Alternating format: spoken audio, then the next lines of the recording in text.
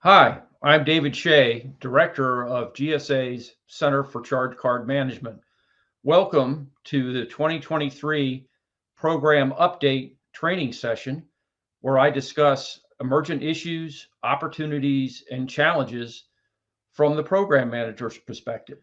Today, we'll be talking about the Center for Charge Card Management core objectives. And as you know, the Center for Charge Card Management is the organization within GSA that provides the overall management and leadership of the GSA SmartPay commercial charge card and related payment solutions program, which of course includes purchase, travel, fleet, integrated, and other payment solutions. So after talking about those core objectives, we'll talk about the significance of the 25th anniversary of the program, which we're in this year. We'll talk about the evolution of increased flexibility that the program has brought to the agencies in supporting mission delivery. We'll talk about program historical spend and refunds, spend across the generations of the program. And as you know, the current iteration is the GSA SmartPay 3 program. And then I'll give some observations and performance trends for your consideration, followed by a talk about program updates, particularly focusing on recent Office of Management and Budget memoranda regarding new suppliers and a TikTok ban. And then we'll transition into a new Section 889 search tool, or easy search tool, as I call it, that is deployed on our GSA SmartPay website, smartpay.gsa.gov. We'll talk about a few things on the horizon, program-wise, how best to use the program to maximize its value. And yes, you're going to hear again about contract spend, something that I talk about frequently because I really believe it's the best opportunity for the agencies to get additional value out of the program, additional benefits. But it is also not for the squeamish. It's a very challenging thing to do. And then we'll go into a brief discussion about travel and fleet card trends and wrap it up. So what do we do in the Center for Charge Card Management? And if you're a frequent attendee of the program update, you hopefully already know this, but I know that we have each year many new AOPCs, approving officials, and other card management personnel attending the forum, and they may not know what the office is all about. Our main objectives are to continue driving contractor bank performance optimization. And of course, I'm talking about Citibank and US Bank to ensure that they're providing world-class commercial service and modern, secure, and easy to use payment solutions. We want to pursue key opportunities to increase agency program benefits. And that's why I continue to talk about things like using the card for contract payments. We want to stay focused on process simplification and payment friction reduction. And this is something that we need you to be a partner in because many agencies have their own policies and procedures over how the various cards get used. And it's very important that we continuously scrutinize those policies to make sure there's a reasonable balance between flexibility and internal controls. And sometimes that's tricky to do, but one of the foundational elements of the establishment of the GSA SmartPay program was a simplified, highly deregulated, and we're going to talk more about that, environment to help frontline personnel get what they really need to support mission delivery. We're going to continue to work closely with the contractor banks to strengthen system security postures, encourage remaining agencies not yet using multi-factor authentication to transition to it as their internal network capabilities and policies allow. We're going to continue to evolve our training and data products, as you'll hear more about later in the presentation. And of course, we want to maintain close relationships with the GSA SmartPay participating agencies, which are most agencies in government, not only in the executive branch, but also in the legislative and judicial. We greatly value the partnership with the agencies, and particularly with the headquarters AOPCs. We work with them frequently. And to me, that's really one of the best parts of the job. So moving on to slide 4, it's hard to believe that the program has been around for 25 years now. So for a quarter of a century, GSA SmartPay has been helping agencies streamline their business processes and save money. And I want you to recognize, particularly if you're a recent participant in the program, that you're part of really what was a government revolution in mission support and administrative management. At the request of OMB, GSA laid the groundwork for establishing the program government-wide in the mid-1990s, and that's really when SmartPay started to come into being. The program evolved out of initial card use efforts within the Department of Defense, Department of Commerce, the Department of Transportation, within GSA itself, and other agencies. In fact, in the early days of procurement reform in the 1990s, the Office of Procurement Policy was seeking pledges from the various agencies to use things like purchase cards to help streamline procurement and reduce costs. And integral to the establishment of the purchase card program and the success that you see it is today, with billions of spend, and we'll talk more about that in a couple of slides, was the establishment of the micro purchase category of acquisition through the Federal Acquisition Streamlining Act of 1994. Also, from a travel perspective, there was the Travel and Transportation Reform Act of 1998, which really established the mandate for federal travelers to use a charge card when going on business-related travel. If you can imagine a world without charge cards, and I ask you to stop and think about what that would be like for a moment, because I know many of you in the federal workforce now, when you joined, the cards were already here. But back until, as I mentioned, the initial agency experience in the mid-'80s, and then transitioning through the first SmartPay iteration, GSA SmartPay 1, beginning in the late 1990s, card use was a novel thing. And if you wanted a relatively inexpensive item, if you were a program official, you used to have to do requisitions or PRs for everything, even relatively small dollar value items. And so you would fill out this multi-part carbon form, believe it or not, and send it to the procurement office. And it might be weeks to months before you got what you had requested. So it wasn't a good thing for the frontline personnel trying to deliver mission, because they would be waiting for these relatively inexpensive items. And it wasn't a good thing for the procurement offices, because often they'd get overwhelmed with these small requests, where their training and expertise really wasn't well spent. It's the larger buys, the riskier buys within an agency that you want your acquisition people to focus on. And the relatively small items, the thinking could be procured with cards directly by the frontline procurement personnel in this highly deregulated environment. There's no requirement for competition. There's no requirement to go to small business, and so on and so forth. So this was a really radical idea back in the 1990s that now we take for granted every day. In terms of travel, I can remember the days when we had to go to a cashier's window, believe it or not, and get a travel advance in cash before we went on a trip. And we had to carry that cash with us while we were on travel. So obviously, depending on where you're going, somewhat of a risky proposition. And now all of that's gone, right? And the cards also serve as an identifier for eligibility if your agency's using the city pair fares. So it provides that gateway to those discounted airfares that we all enjoy today and take for granted. That's run out of another office at GSA, but it's a tie-in with the cards.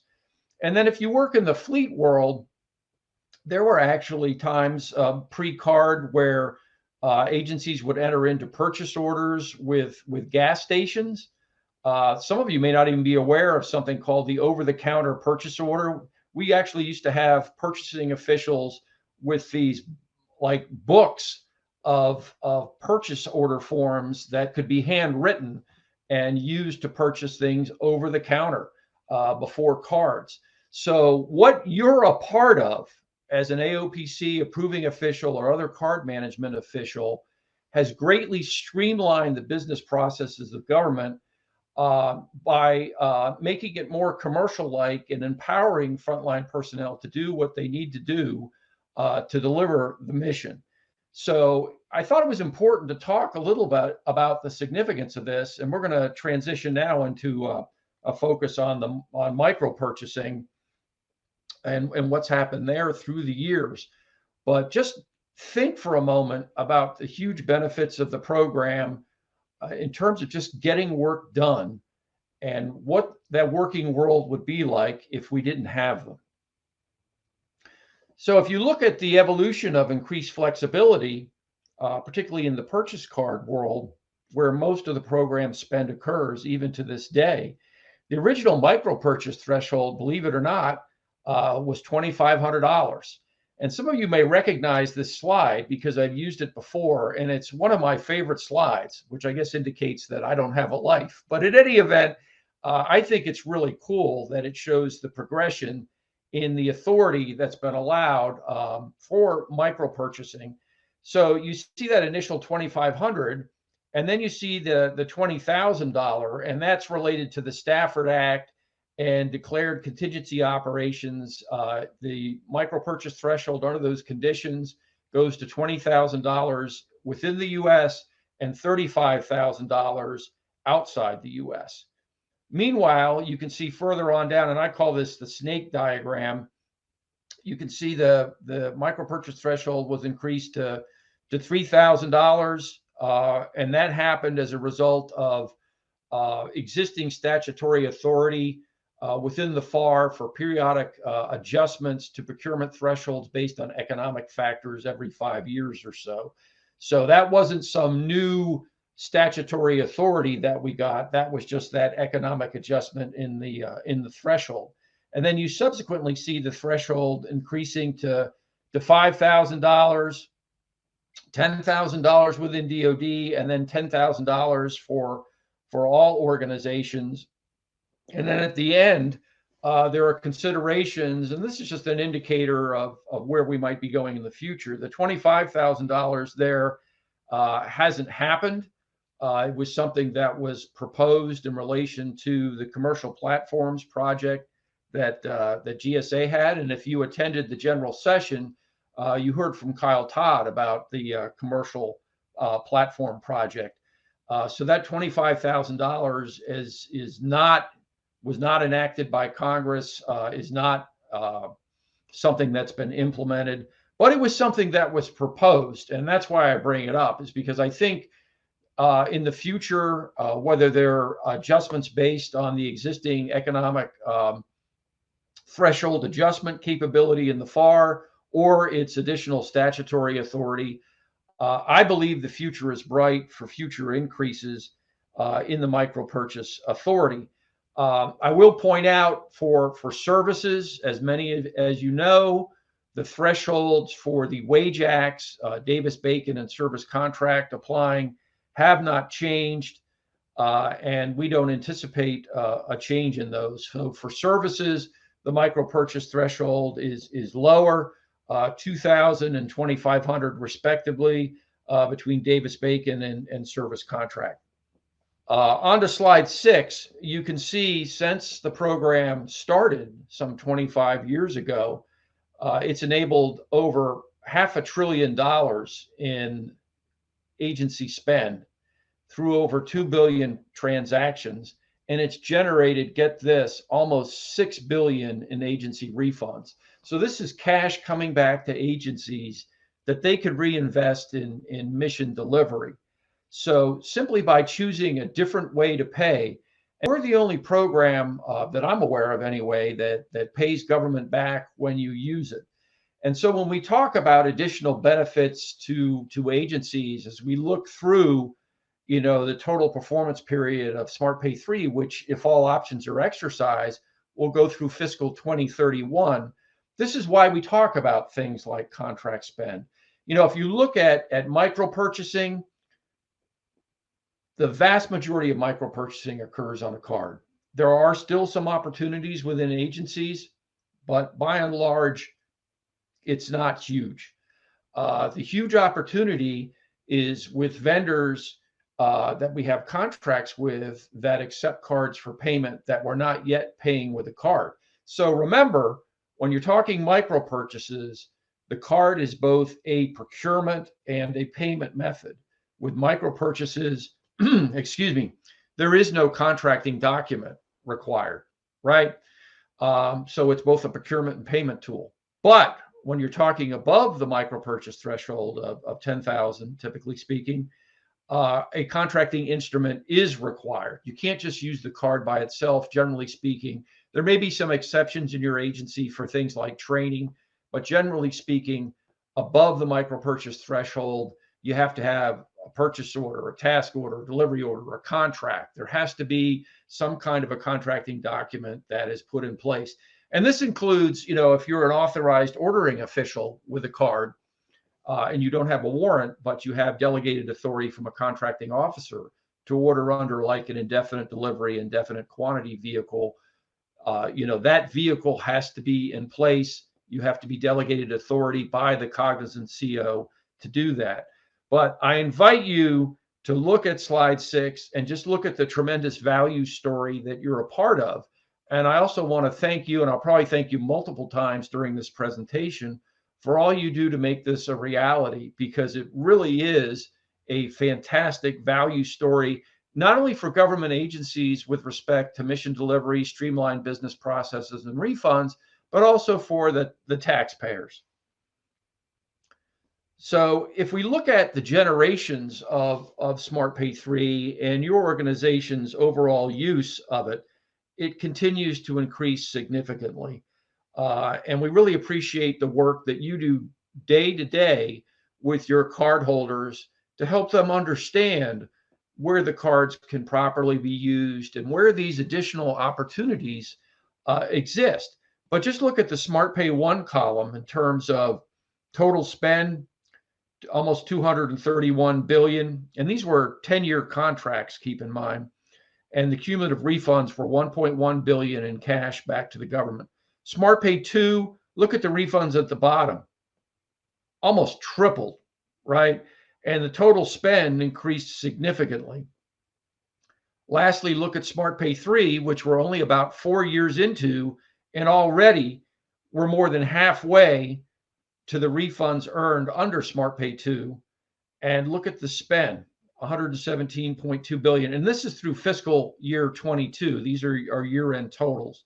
So agencies see the value of the program, they're leveraging the program, and that's really not the issue. The issue is, how do we leverage it even further? Because much like your personal finances, you probably, if you have credit cards, you probably decide when you're paying your monthly bills at home over what, payments you're going to make by card and which payments you're not. And it may be because you want to earn miles or points or some other rewards on the card, and that payee accepts a card. Why shouldn't the government be any different when we're paying our bills? I call it strategic payments, right? Many of you have heard me speak about this before. We spend a lot of time in the acquisition world looking at requirements and refining requirements and things like that. But do we think a lot of times about how we're going to pay? And I know many of you may not be directly involved with developing statements of work and payment requirements, but you do interface with acquisition folks. And this is the opportunity to bring these things up and have them considered to hopefully add more to the value that you're getting out of the program. So let's talk about FY22 in total. And these are the full year statistics. And you can see from fiscal 21 in the upper right-hand quadrant there, spend was up over 12% to 32.8 billion. And this is across all business lines: purchase, travel, fleet, integrated, and other payment solutions that we offer to agencies.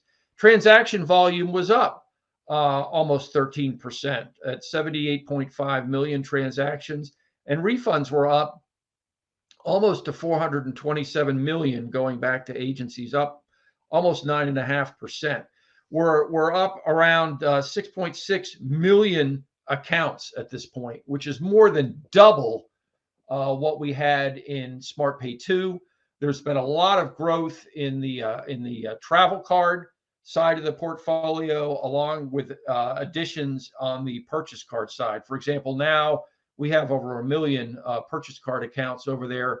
There's a point in SmartPay 2 where we're really more around 300,000 or so. So there's actually been a tripling of purchase card accounts. So again, really appreciate all the work that you're doing to support your agency and getting those cards out there, because agencies can't leverage the cards and experience the benefits of the programs if the cards aren't in the hands of people that need them.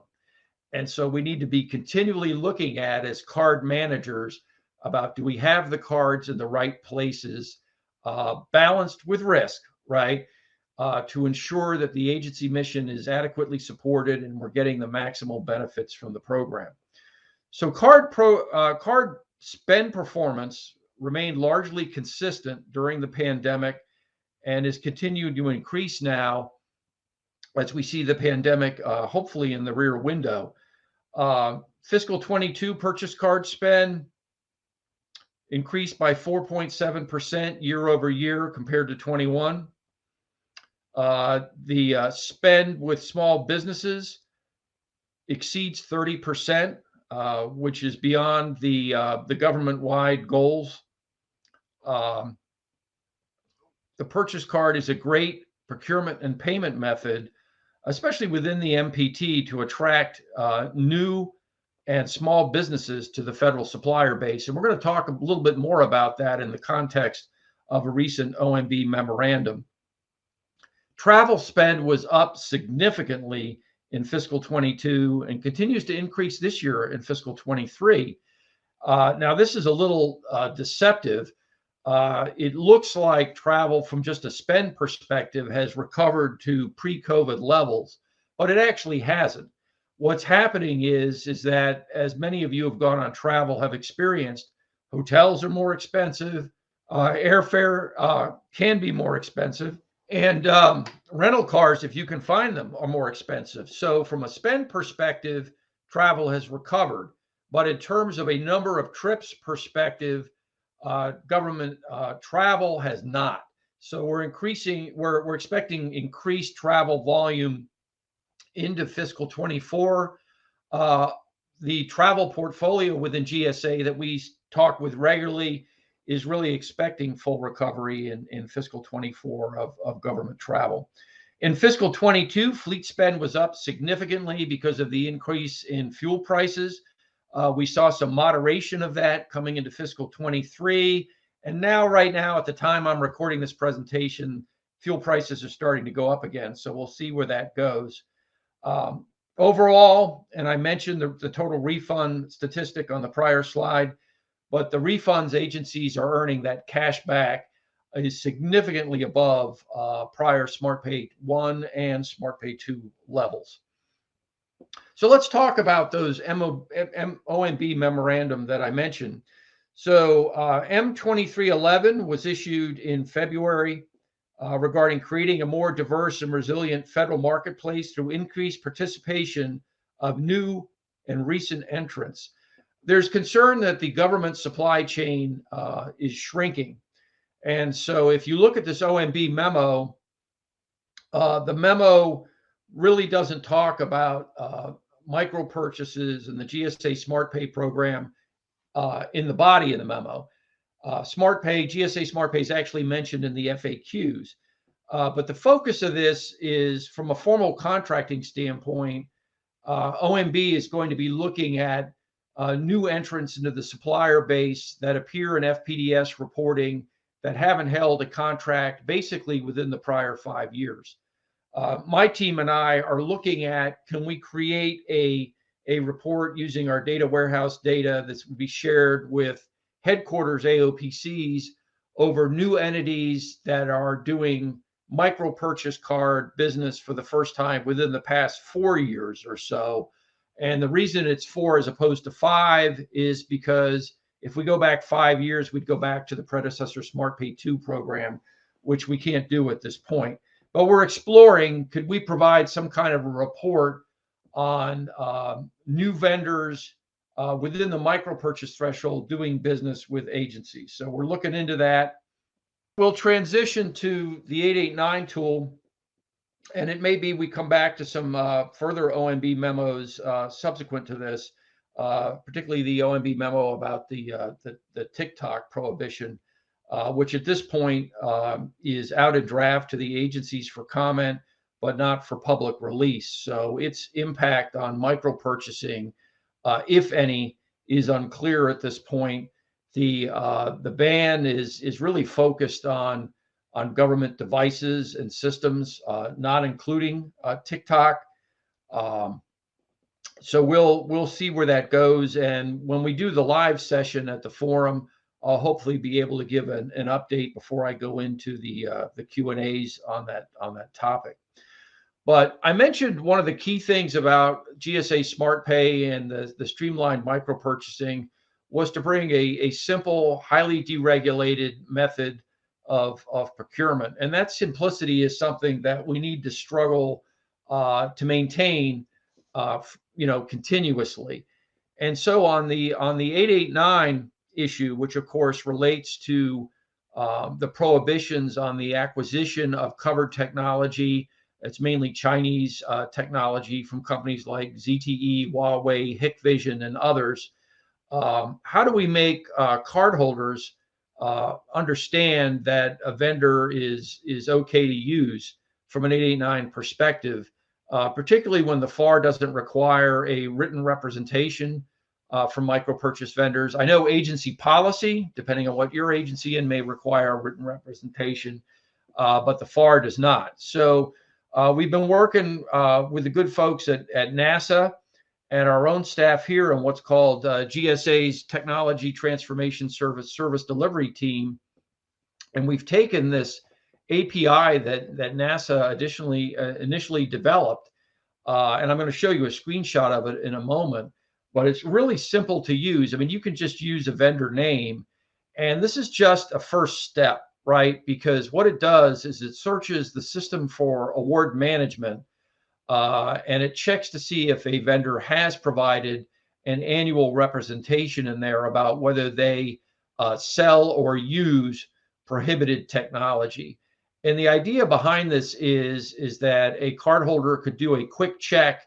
What they'll end up seeing is like a green check mark if the vendor has represented that they don't use prohibited technology, or if the vendor does use prohibited technology in some context, they're going to get like a yellow caution sign, which doesn't mean that they can't buy from that vendor. They just have to do some more research to understand in what context that vendor is using the prohibited technology, because it may not be integral to their business. It may not relate to what the cardholder is buying, but it just says, hey, caution, you need to look into this. And of course, these cardholders need to keep in mind whatever your agency specific policy is in relation to 889. What we hope is down the road, because as you know, micro purchase vendors don't have to register in SAM, is that we can later add additional representations that maybe agencies have collected into this search capability. So that's not something we have now, but it's something we're looking at down the road. And there may be some other dimensions to this to help identify, suppliers, compliant suppliers that cardholders can use very simply. Again, if they want to enter, if they know a contract number or cage code or UEI, they can search by that. They can search by website name. But if they don't know any of that, and most of our non-procurement cardholders don't, you just put the vendor name in, and if that vendor does business both above and below MPT, they'll be registered in SAM and hopefully have this representation on file. And here's just, I told you it's simple, and this is by design. This is just a screenshot of what it looks like. And I realize it's a bit of an eye test here, but you literally just put into a search field the name of the vendor. And then what happens is, if the vendor does have a representation on file, it gives a nice electronic version of a document that the cardholder can put in the purchase file that demonstrates that they checked on 889 compliance. So here we go, the TikTok ban. See, I'm telling those stories. We were going to get to that. And in this case, for those of you that don't know, TikTok is owned by a company called ByteDance Limited, and they also operate it, and they're headquartered in China. Now, TikTok does include an in-app purchasing capability. We did do a search in the data warehouse. There was a very low level of transaction activity using TikTok. Obviously, we have to see what language comes out in the final ban. But I would imagine that use of TikTok for purchases is probably not something that's going to be considered very desirable. So again, we'll just have to wait for the final coverage and take it from there. So the impact on micro purchasing remains to be determined. For above the micro purchase threshold, there are likely going to be FAR clauses that are going to be mandated, I suspect. So what else are we doing in the Center for Charge Card Management to help you all get the maximum benefits out of the program? We're also working with the service delivery team who's helping us with that 889 tool I just showed you to modernize our website. And our website, if you haven't visited it, is at smartpay.gsa.gov. And it's one of the most visited websites in GSA. We're developing the new website using agile techniques. We expect it will launch in fiscal 24. It's going to include streamlined and reorganized content, improved training, and with a new log-in-less access feature and improved security. So we're very excited and looking forward to getting that out to you. Now, I promised you, in terms of maximizing program value, that I would talk about contract spend, and here it is again. You know, just a reminder that FAR Part 13 requires agencies to maximize their use of simplified acquisition procedures, of which micro purchasing happens to be a component. But the FAR also says, and I got to do a correction here, that reference is 13.3, not 31.3. But it states that agencies should not limit use of the purchase card to micro purchases, however, because of these additional benefits that an agency can obtain. So a couple of approaches here. One is within micro purchase, agencies should be looking at their data, particularly if there are micro purchases reported within FPDS as being performed not using a card, exploring why that's happening. Are there additional card opportunities within the micro purchase threshold? And then above the micro purchase threshold, agency headquarters should consider doing accounts payable reviews, which is the start of the dialogue, not the end, to help identify additional opportunities to use the card for contract payments. A couple of suggestions here, and that is encourage the use of purchase cards under existing ordering vehicles and for buying from best-in-class sources. Buying from like the GSA Commercial Platforms Program or off GSA Advantage can help with 889 compliance issues.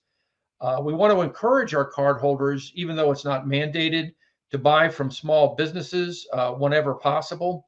I mentioned more than 30% of our purchase card activity is with small business.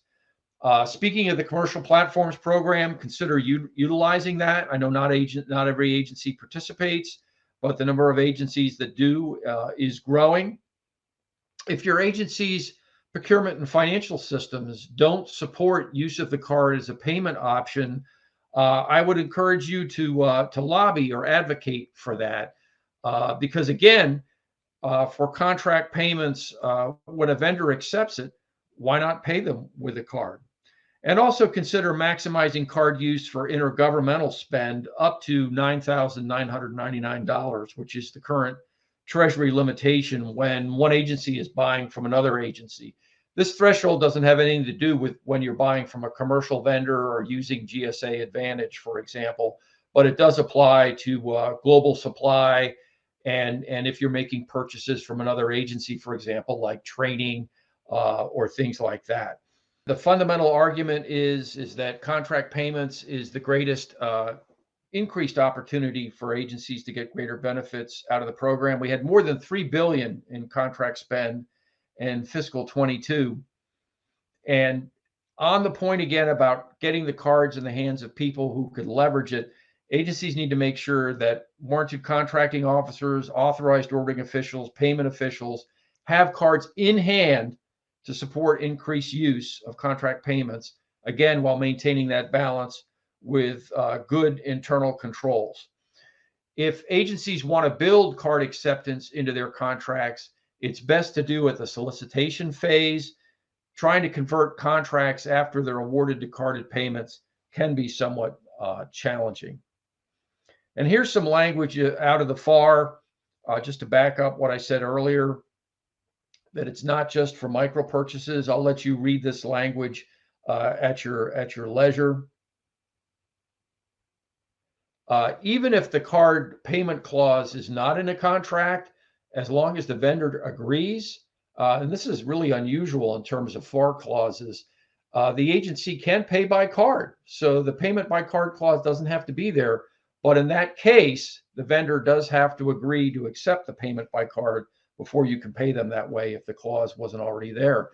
And also an interesting dimension to this is since it's not the agency paying the vendor if they're paid by card, but rather the bank, prompt pay penalty interest does not apply. So if your agency has particular contractors where there's a challenge in paying on time, this may be a solution to that, because of course, as you know, when the vendor is paid by card, once the transaction is processed, that vendor gets paid in 1 to 3 business days, generally speaking. So it's much faster than the normal net 30 contracting terms that are in many contracts. And it's even much faster than the small business fast pay procedure, which might be in somewhere in the neighborhood of 10 to 15 days. So particularly for small businesses where cash flow is king, being able to be paid in 1 to 3 days can be a really significant benefit for them. In terms of travel and fleet cards, I think in the future, we're starting to see some growth now in the use of virtual accounts, especially with agencies that have international travel, where the security of networks that card transactions are sent over may not be, the security may not be at levels commensurate with what we have here in the United States or in Europe. And these virtual account numbers, as you know, primarily used for lodging at this point in certain agencies, they're only good for a specific amount of time and oftentimes for a specific dollar amount. And after that, if the number was to be obtained, it's unusable. So it's a great tool to prevent fraud. But not all agency electronic travel management systems can support these virtual accounts yet. And your agency headquarters would determine whether your agency is going to be using virtual travel accounts. But I can see this coming into additional use in the future. In terms of fleet cards, and I've spoken about this before because I want agencies to start thinking about this, a very small percentage of agency-owned fleets or GSA fleet is currently consists of electric vehicles, but that is going to grow, and we need to start thinking about how we're going to pay for EV charging. I think in particular with those unique use cases where personnel like law enforcement take their vehicles home, they'd be charging them overnight. How to pay for that? Can cards play a role in that? And particularly for fleet managers to take a step back and look at, if fleet refund revenue is a concern, how do we preserve revenue in the new world where we're paying for charging for electric vehicles as opposed to fueling vehicles at service stations and so on and so forth? So you need to start thinking through things like that. So that's a walkthrough of current trends, issues, updates. I hope you enjoyed it. Thank you very much for joining this session, and I hope you're having a great forum. Take care. Talk to you again soon. Bye-bye.